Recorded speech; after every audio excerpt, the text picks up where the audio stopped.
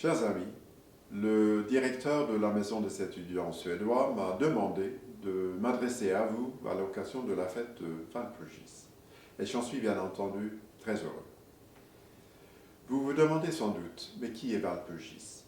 Avant de répondre à cette question, je voudrais tout de même dire quelques mots sur la Cité internationale universitaire et sur la maison des étudiants suédois. La Cité a été fondée au lendemain de la Première Guerre mondiale.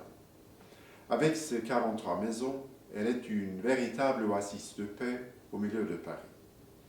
Parmi ces 43 maisons, il y en a une qui mérite toute l'attention.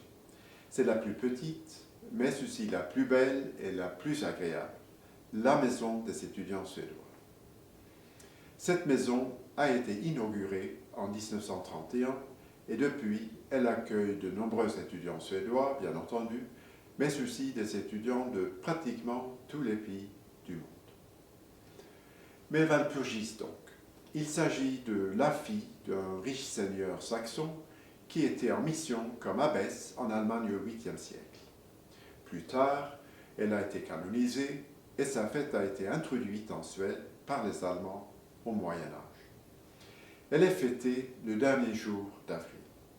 C'est l'occasion d'allumer de grands feux dans chaque village et de se rassembler et de chanter pour saluer l'arrivée du printemps. Cette tradition perdure. Dans les villes universitaires, et en particulier Uppsala et Lund, c'est vraiment la plus grande fête de l'année.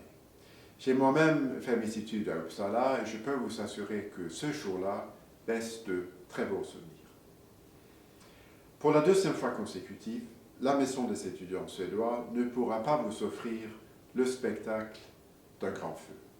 Il faut encore un peu de patience. Prenez soin de vous. Je vous souhaite une très bonne soirée.